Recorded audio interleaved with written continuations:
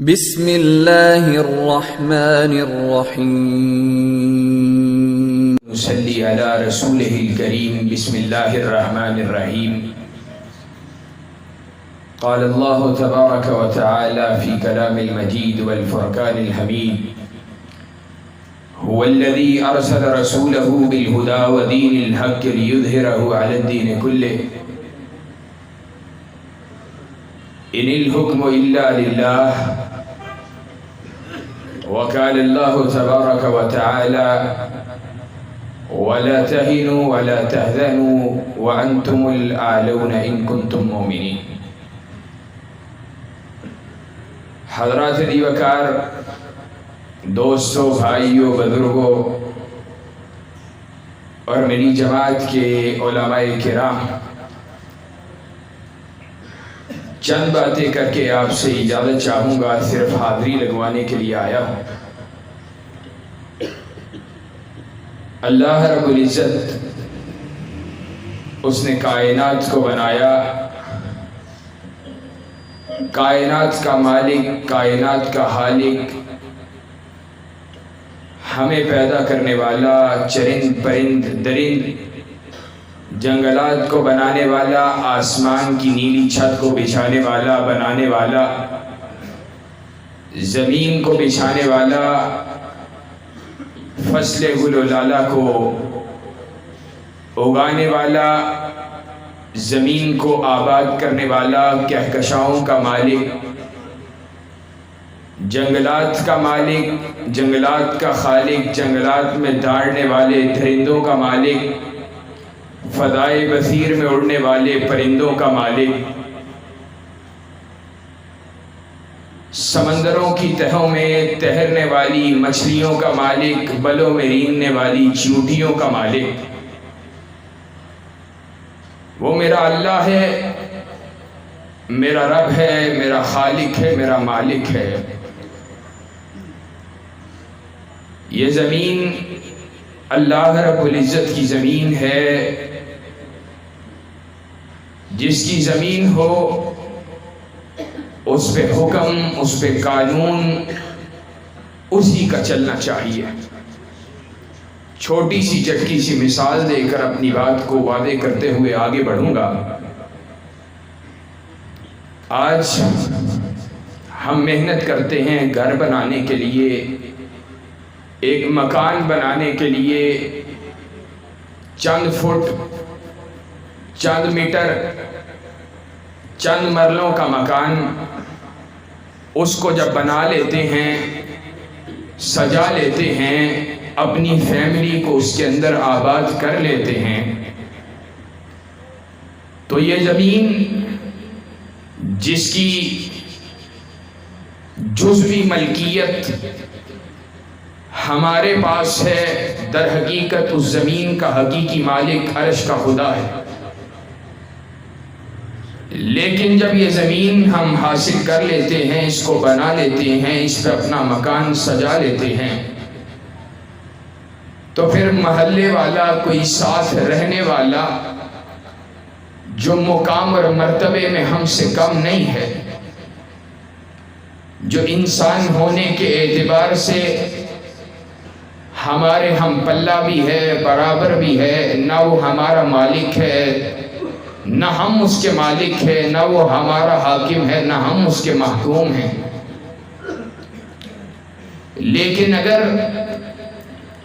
آپ اور میں جس گھر کے اندر رہتے ہیں، ہمارے فیصلوں کے اندر وہ اثر انداز ہونے لگے، ہمارا ہمسایہ بھی ہے، دوست بھی ہے، ساتھی بھی ہے، رفیق بھی ہے، ہم سفر بھی ہے، زندگی کو ہم اکٹھے گزار بھی رہے ہیں، ہمارا بڑا پیار بھی ہے، لیکن اگر آپ کے گھریلو معاملات کے اندر دخل اندازی کرتا ہے، آپ کے بچوں کے حوالہ سے آپ کو ایسی بات کہتا ہے جو آپ کی طبیعت پہ ناگوار گزرتی ہے، تو آپ کہتے ہیں مالک میں ہوں، بچے میرے ہیں، گھر میرا ہے، تو کون ہے؟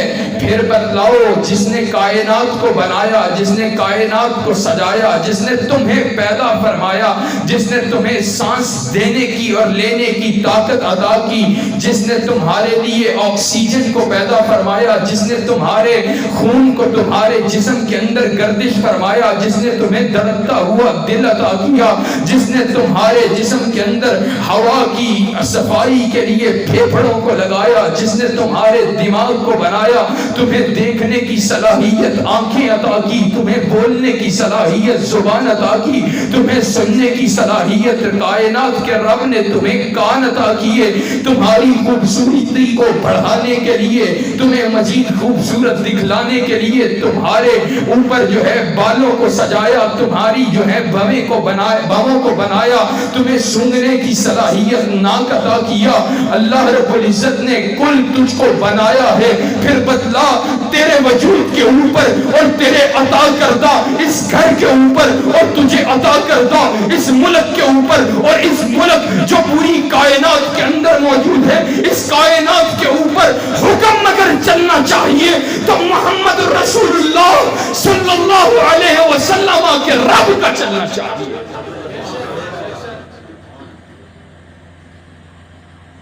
اور یاد رکھو جب ہم بات کرتے ہیں اللہ رب العزت کے حکم کی، کائنات کے رب کی حاکمیت کی، حاکمیت الہیہ کی، تو یاد رکھو یہ کوئی مستحبات میں سے نہیں ہے، مباحات میں سے نہیں ہے کہ کر لیا تو ثواب کوئی نہیں، چھوڑ دیا تو گناہ کوئی نہیں، یا کر لیا تو ثواب ہے، چھوڑ دیا تو گناہ کوئی نہیں۔ امام ابن تیمیہ رحمت اللہ علیہ نے نفاذ اسلام کی کوشش کرنا، اللہ کی زمین پہ اللہ کی حاکمیت کا قیام کرنے کی جد و جہد کرنا، اللہ کی زمین پہ اللہ کی حکمرانی کے قیام کی کوشش کرنا، زمین پہ اللہ کی زمین کے اوپر اللہ کے کلمے کو بلند کرنے کی جد و جہد کرنا، کائنات کے امام کی عطا کردہ شریعت کو زمین پہ لاگو کرنا، نافذ کرنا، اس کی جد و جہد کرنا، اس کی کوشش کرنا۔ ابن تیمیہ رحمت اللہ علیہ نے اس کو اہم الواجبات لکھا ہے، کہا جو چیزیں اہل اسلام پہ واجب کی گئی ہیں ان واجبات میں سے اللہ کی دھرتی پہ اللہ کے نظام کو نافذ کرنا یہ اہم الواجبات ہے۔ اور ابن قیم رحمت اللہ علیہ نے هو الذي ارسل رسوله بالهدى ودين الحق ليظهره على الدين كله، اس کی تفسیر کے اندر اس بات کو لکھا ہے۔ آج بعض علماء یہ بات کہتے ہیں کہ اس سے مراد صرف دلائل کے میدان کا غلبہ ہے۔ ابن قیم نے لکھا صرف دلائل کا غلبہ نہیں، اللہ رب العزت نے کائنات کے امام کو دنیا میں بھیجا، مقصد صرف یہ نہیں تھا کہ پوری باطل فرقوں کے اوپر، باطل مذاہب کے اوپر دلائل کے اعتبار سے محمد الرسول اللہ صلی اللہ علیہ وسلم غالب آ جائیں، بلکہ اس سے بڑھ کر اللہ رب العزت کی زمین پہ سیاسی غلبہ کائنات کے امام کو عطا کرنا، کائنات کے امام کے ذریعے دنیا کے اوپر اسلام کو سیاسی غلبہ عطا کرنا، یہ بھی اللہ رب العزت کے مقاصد میں سے ایک ہے۔ اور یہی وجہ ہے کبھی 313,000 کے لشکر کے سامنے کھڑے ہوئے اور کبھی 1000 اپنے سے بہت کثیر تعداد میں آنے والے لشکروں کا مقابلہ کرتے رہے۔ کیا وجہ ہے؟ صحابہ نے قربانیاں کیوں پیش کی ہیں؟ وہ کیا وجہ ہے؟ کفار جو ہے وہ صحابہ کرام رضوان اللہ علیہم اجمعین کے ایمان کی قبولیت سے پریشان ہیں۔ وہ کیا وجہ ہے؟ قولوا لا الہ الا اللہ تفلحوا تملک العرب والعجم۔ اللہ کے نبی نے کائنات کے امام نے وہ پہاڑ کے اوپر کھڑے ہو کر جب کہا تھا لا الہ الا اللہ کے نعرے کو بلند کرو، اللہ عرب و عجم کی بادشاہت تمہیں عطا کر دے گا، عرب و عجم اللہ رب العزت تمہیں اس کا مالک بنا دے گا۔ کیا وجہ تھی؟ کفار نے مخالفت کیوں کی تھی؟ حالانکہ عرب و عجم کی ملکیت کا وعدہ کائنات کا امام کر رہا تھا، لیکن ان کو پتا تھا یہ عرب و عجم کی ملکیت اس وقت ملے گی جب لات و منات عزا و حبل ان کی خدائی کو چھوڑ کر ایک عرش والے کی خدائی کو ماننا پڑے گا۔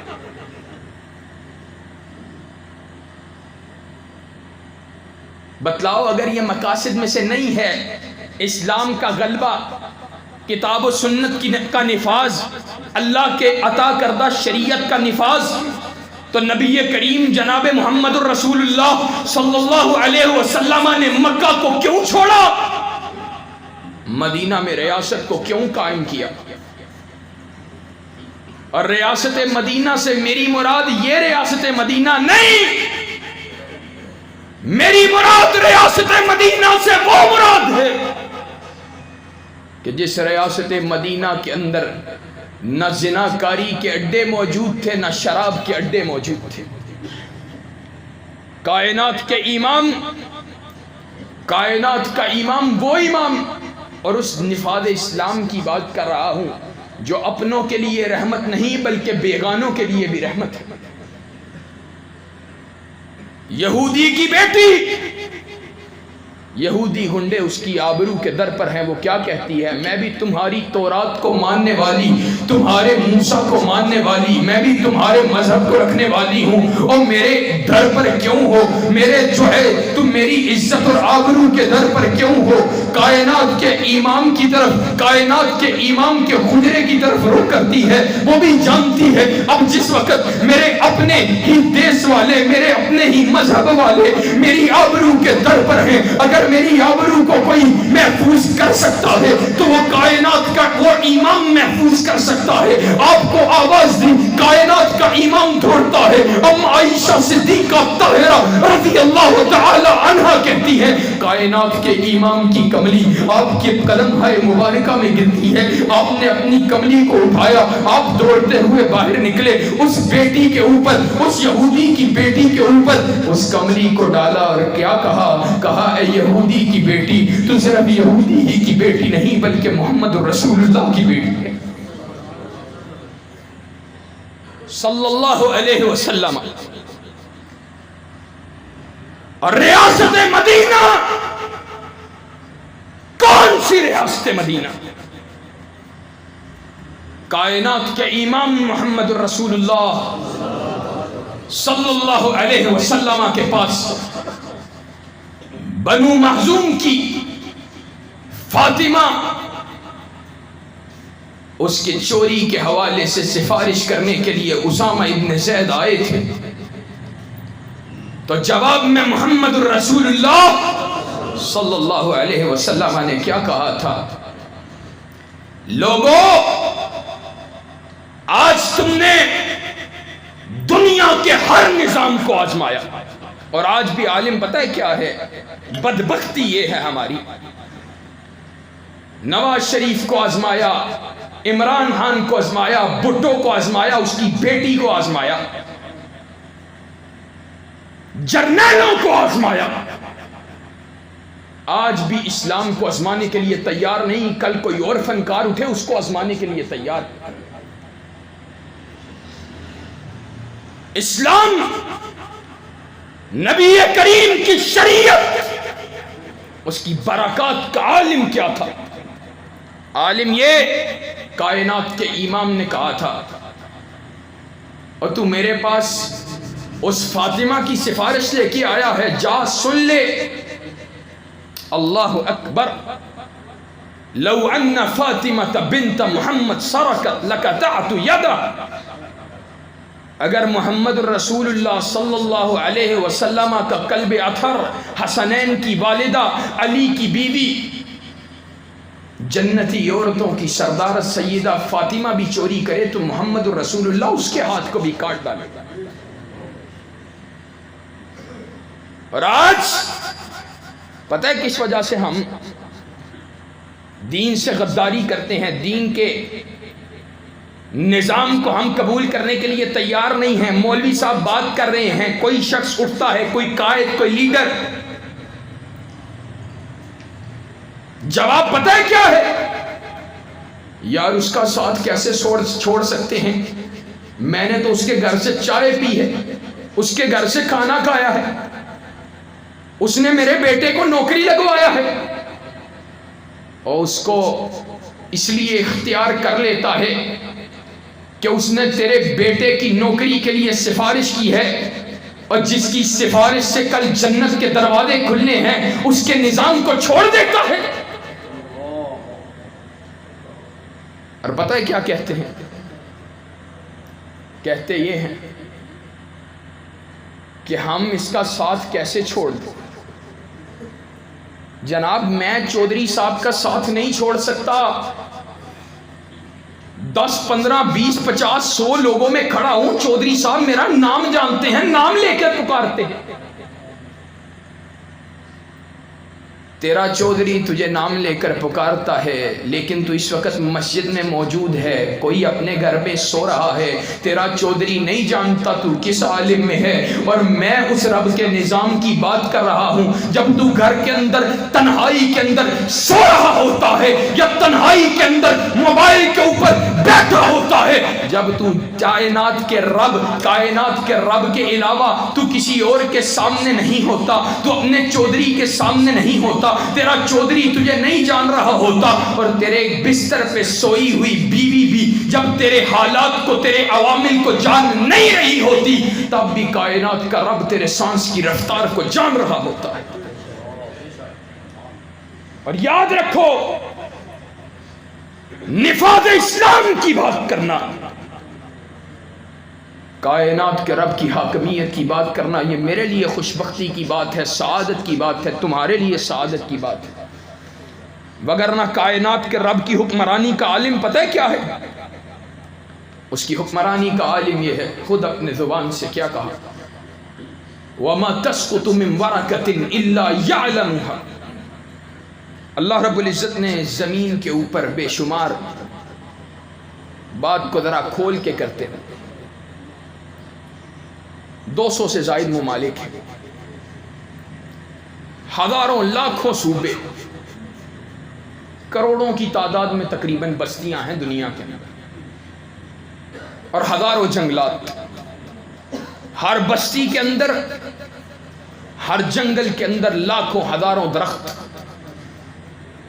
ان کروڑوں اربوں درختوں کے اوپر ان گنت لا تعداد بے شمار پتے، اور اللہ رب العزت کی حکمرانی کا عالم یہ ہے، وَمَا تَسْقُطُ مِن وَرَقَةٍ إِلَّا يَعْلَمُهَا، کہ ان پتوں کے اندر سے جب ایک پتا بھی گرتا ہے تو اللہ رب العزت کے علم اور اس کی اجازت سے گرتا ہے۔ یہ کائنات کے رب کی حکمرانی کا عالم ہے۔ تو نے اور میں نے کائنات کے رب کی حکمرانی کے لیے کیا کرنا ہے؟ میں کہا کرتا ہوں، یہ کائنات کے رب نے دراصل ہمارے لیے امتحان چھوڑ دیا ہے کہ کائنات کے رب کے ساتھ، اس کے نظام کے ساتھ وفاداری کرنے والا کون ہے، اس سے غداری کرنے والا کون ہے۔ لوگوں، محمد الرسول اللہ صلی اللہ علیہ وسلم کو اپنا ہادی ماننا، اپنا مرشد ماننا، اپنا قائد ماننا اتنا آسان نہیں، دعویٰ کرنا آسان ہے،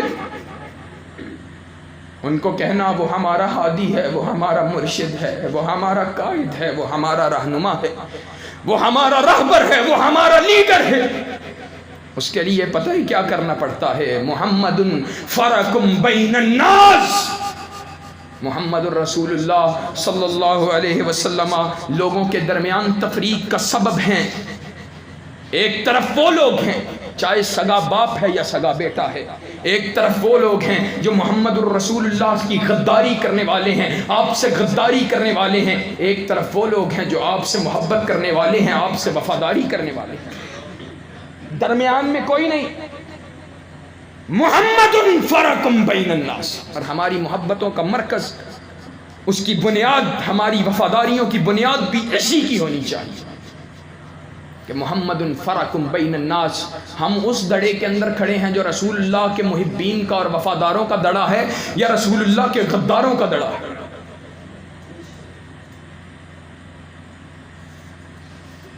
آخری بات کر کے بات کو ختم کرنے جا رہا ہوں۔ بات بڑی طویل ہے، بہت لمبا موضوع ہے۔ آخری بات، پتہ ہے اس کی کتنی برکات ہے؟ اسلام نے پتہ ہے کیسے حکمران دیے؟ آج اپنے آپ کو اسلام کے حکمران سمجھنے والے، ایک طرف ان کا اسوہ، ان کا نمونہ، ان کی طرز زندگی تمہارے سامنے ہے، اور دوسری طرف کائنات کے امام کا صحابی ہے رضی اللہ تعالی عنہ، وہ اسلام کا حکمران ہے، وہ اسلام کا گورنر ہے، اللہ کے رسول کا وفادار ہے۔ اسلام آئے گا، انشاءاللہ ایسے حکمران ملیں گے۔ صحابہ کے مقام کو تو پہنچ نہیں سکتے، لیکن اس کی مثل حکمران ملے۔ آئے عمر رضی اللہ تعالی عنہ کے پاس، کہا اللہ کے رسول کے خلیفہ، آپ کا گورنر ہے سعید بن عامر اس کا نام ہے، اس کی شکایات لے کے آئے۔ کیا شکایات ہیں؟ اللہ کے رسول ہفتے کے اندر 6 دن ہمیں دیتا ہے، ہماری بات سنتا ہے، 6 دن دروازہ کھلا رکھتا ہے، 7ویں دن نہیں ملتا۔ اللہ کے رسول دن ہمیں دیتا ہے، رات ہمارے سامنے موجود نہیں ہوتا۔ اللہ کے رسول دن کو بھی لیٹ آتا ہے۔ اللہ کے رسول نہیں، سیدنا عمر کو کہہ رہے ہیں، سیدنا عمر امیر المومنین دن کو بھی لیٹ آتا ہے، اور امیر المومنین ایک بڑی پریشانی یہ بھی ہے، مجلس کے اندر بیٹھا ہوا ہوتا ہے، ایک دم غشی آتی ہے، بے ہوش ہو جاتا ہے۔ سوال پوچھا، کہا سعید ایسا کیا ہے؟ کہا امیر المومنین دن لوگوں کے لیے رکھا ہے، رات کائنات کے رب کے لیے رکھی ہے۔ امیر المومنین گورنر ہوں اسلام کا، گھر میں ملازم کوئی نہیں ہے، بیوی بیمار ہے، اس کے لیے کھانا، اس کے لیے صفائی ستھرائی کا بندوبست کرنے میں کچھ دیر ہو جاتی ہے، اس لیے دن لیٹ آتا ہے۔ امیر المومنین میرے پاس پہننے کا ایک جوڑا ہے، امیر المومنین میرے پاس پہننے کا ایک جوڑا ہے، 7ویں دن چھٹی اس لیے کرتا ہوں کہ اس کو دھو کر دوبارہ پہنتا ہوں، اور بے ہوش کیوں ہو جاتے ہیں؟ آج مسلمانوں کو ذبح کیا جاتا رہا پوری دنیا کے اندر، اور اہل اسلام تیرے سروں پہ جوں تک نہیں رینگتی، لیکن اس کا دکھ کیا ہے؟ کہا اللہ کے امیر المومنین ابھی اسلام کو میں نے قبول نہیں کیا تھا، تو مسلمان ہے؟ کہا ابھی اسلام کو قبول نہیں کیا تھا، میں نے اپنی آنکھوں کے ساتھ خبیب کے وجود کو کٹتے ہوئے دیکھا، اس زندہ وجود کے اندر چھریوں کو اترتے ہوئے دیکھا۔ امیر المومنین اللہ کے خوف کی وجہ سے بے ہوش ہو جاتا۔ لوگوں آج عزم کرو اور اپنے دلوں کے اندر اس بات کا پختہ ارادہ کرو، اہل حدیث کا بچہ نفاذ کتاب و سنت کے لیے میدان عمل میں نکلے گا، اور اس وقت تک واپس نہیں پلٹے گا جب تک پاکستان کی فضاؤں میں کتاب و سنت کے پرچم کو لہرا نہیں دیا جائے۔ اور عزم کرو کہ محمد الرسول اللہ صلی اللہ علیہ وسلم کی عطا کردہ شریعت کو اس ملک کا قانون، اس ملک کا آئین بنوا کر چھوڑے۔ انشاءاللہ جد و جہد کرو گے، اور یاد رکھو ایک بات لکھ لو اپنے سینے، اسلام پہ جتنے حملے ہو رہے ہیں، ختم نبوت پر ہو، حرمت رسول اللہ پر ہو، صحابہ کی عظمت پہ ہو یا شعائر اسلام کے اوپر ہو، جتنے حملے ان کا حقیقی علماء محنتیں کر رہے ہیں، اللہ نتیجے بھی عطا کرتا ہے، لیکن ان کا حقیقی حل اگر کسی چیز میں ہے تو وہ کتاب و سنت کے نظام کے اندر موجود ہے۔ اللہ کے رسول صلی اللہ علیہ وسلم کے گستاخ ہوں اور ان کو راہ فرار فراہم کر دی جائے، ان کو ملک سے بھگا دیا جائے، ہمارے بس میں تو یہی ہے کہ ہم ریلیاں نکالیں، جلوس نکالیں، آوازوں کو بلند کریں، ہم کوئی قانون کو ہاتھ میں لینے والے نہیں، لیکن یہ بات کہنے میں اپنے آپ کو حق بجانب سمجھتا ہوں۔ امن، سکون، شریعت اللہ الخالدہ، اس کا حقیقی دفاع بھی اور اپنی زندگیوں میں امن، چین، سکون بھی اگر حاصل کرنا چاہتے ہیں تو وہ محمد الرسول اللہ کے نظام کے علاوہ کسی دوسرے نظام کے اندر موجود نہیں ہے صلی اللہ علیہ وسلم۔ الفضل بما شہدت بہ الاعداء، آج سے کوئی 15 سال پہلے arch bishop of Canterbury doctor William Robbins, عیسائیوں کے 2 بڑے فرقے ہیں، ان میں سے ایک کا سب سے بڑا روحانی رہنما، اس سے اوپر صرف کوئین آف ایلزبتھ ہوتی ہے اور وہ بھی اعزازی طور پر، سب سے بڑا رہنما، اس نے یہ بات کہی تھی کہ برطانیہ کے مسائل کا اگر حقیقی حل چاہتے ہیں تو محمد صلی اللہ علیہ وسلم کے قانون کو نافذ کرنا پڑے گا۔ ایک بات ہے، تلخ ہے، کہہ دیتا ہوں، لیکن کیونکہ تکلیف پہنچانا مقصود نہیں ہے، غیرت دلوانا مقصود ہے۔ وہ آرچ بشپ آف کینٹربری محمد الرسول اللہ کے نظام کو سب سے اعلیٰ نظام مانتا ہے، لیکن اپنے آپ کو اہل حدیث کہنے والا نہیں مانتا۔ نہیں مانتا سے مراد عمل میں نہیں مانتا۔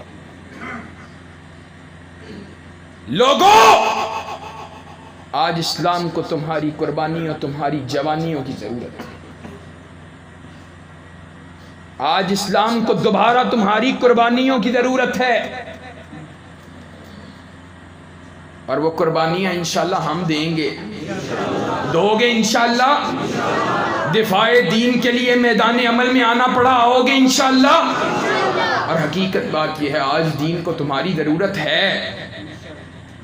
آج رات اپنے سینوں پہ ہاتھ رکھ کر پوری رات نہیں کہتا، بس سونے کے وقت، سونے سے پہلے صرف اس بات کو اپنے کانوں کے اندر، اپنے زبان پر جاری کر کر، غور کر کر، اپنے دماغ میں اس کی گردش کروا کر سوچنا ضرور